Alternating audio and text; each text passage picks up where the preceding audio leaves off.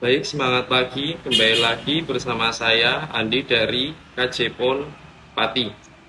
Di sini saya mau memberitahu atau rekomendasi handphone di harga 2.500.000. Baik, yang pertama dari Redmi Note 12 dengan kapasitas RAM 8, memori 128 GB.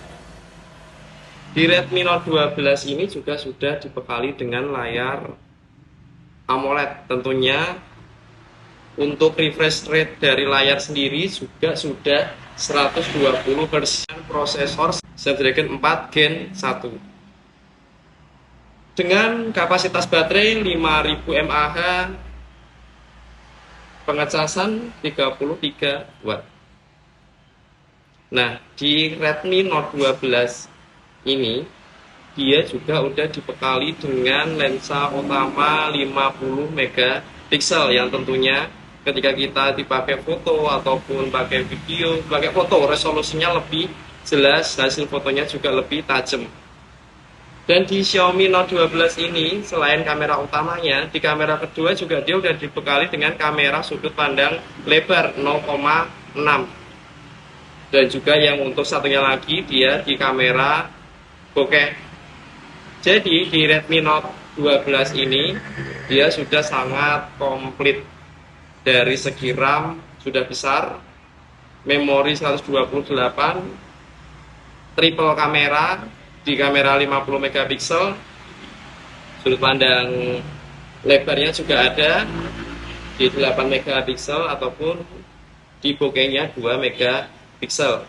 Untuk kamera depan sendiri juga dia udah dilengkapi dengan resolusi kamera 13 megapiksel. Jadi harga 2.500.000 juga sudah komplit untuk dari segi bodi, kamera, baterai, chipset juga sudah komplit. Yang kedua, di sini saya memegang handphone Oppo A58. Di Oppo A58 ini dia sudah memiliki RAM 6 GB, memori 128 GB. Untuk dari segi layar, dari desain juga udah square, udah retro design. Dan di Oppo A58 ini dia sudah menggunakan chipset Helio G85 yang tentunya juga untuk lebih menunjang ketika untuk game ataupun browsing juga lebih kencang. Dan di Oppo A58 ini dia sudah dibekali dengan baterai 5000 mAh serta pengecasan 33 Watt. Jadi pengecasannya udah superfook. Jadi kalau superfooknya di Oppo itu pengecasannya lebih cepat meskipun 33 Watt, tapi dia emang PC-nya lebih cepat. Dan pengecasan yang superfook ini juga udah memiliki lisensi dari Tafrinland, jadi nggak gampang rusak gitu ya. Untuk dari jenis layar sendiri juga dia sudah dibekali dengan Full HD Plus. Untuk layar sendiri memang dia Full HD dengan jenis layar IPS. Untuk kamera juga sama, di kamera Oppo A58 ini juga sudah dibekali dengan resolusi kamera 50 megapiksel.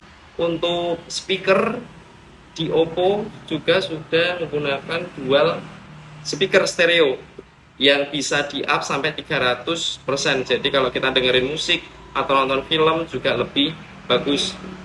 Untuk dari segi kamera sendiri, kenapa kok di Oppo A58 hanya menggunakan 50 megapiksel dan juga 2 megapiksel. Megapikselnya di Oppo itu juga berbeda untuk dari megapiksel di brand lain. Jadi untuk hasilnya pun juga tetap terlihat dengan cerah dan juga jelas. Itu dari Oppo A58. Juga tentunya paket lengkap, meskipun di RAM 6 memori 128, juga RAM 6-nya juga bisa di extend menjadi 12. Di poin ketiga ini saya membawa handphone dari Itel yaitu S23 Plus. di S213 ini dia sudah menggunakan unibody, dan untuk unibody-nya lebih enak digenggam.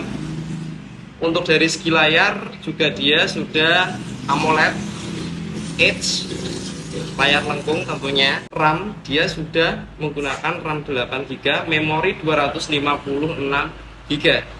Di memori yang sangat besar ini kita bisa nyimpen foto, video maupun banyak aplikasi pun juga tidak masalah, karena memori internal lebih besar di 256GB.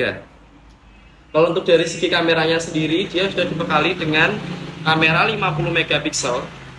Kamera utama 50 megapikselnya sudah wide. Untuk dari kamera depan sendiri di itel S23 Plus juga sudah dibekali dengan resolusi 32 megapiksel. Tentunya lebih bagus, lebih jernih, lebih tajam ketika kita selfie. Begitu dari segi kamera.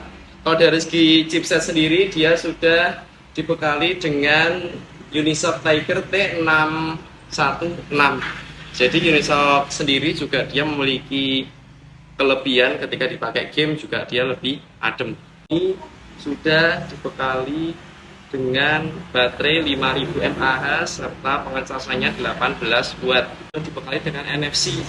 Jadi ketika transfer file ataupun cek saldo ataupun cek etol bisa, ataupun PC juga bisa. Dan di poin keempat di sini aku juga memegang handphone dari Vivo, yaitu Y27 5G, varian 5G. Jadi di handphone Vivo ini juga sudah dibekali dengan jaringan 5G. Nah, di Vivo Y27 ini dia sudah dibekali dengan RAM 6, memori 128GB. Untuk layar sendiri dia sudah Full HD, tentunya masih menggunakan layar IPS dengan refresh rate layar 90 Hz. Untuk dari pengecasan sendiri di Vivo Y27 5G ini sudah menggunakan pengecasan cepat yaitu 44 watt. Serta untuk di kamera belakang sendiri di Vivo Y27 5G sudah dibekali dengan kamera utama 50 megapiksel. Kamera keduanya dia di 2 megapiksel untuk bokeh. Untuk kamera depan di Vivo Y27 5G ini menggunakan 8 megapiksel. Dari segi baterai 5000 mAh, pengecasan 44 watt, chipset Dimensity 6020.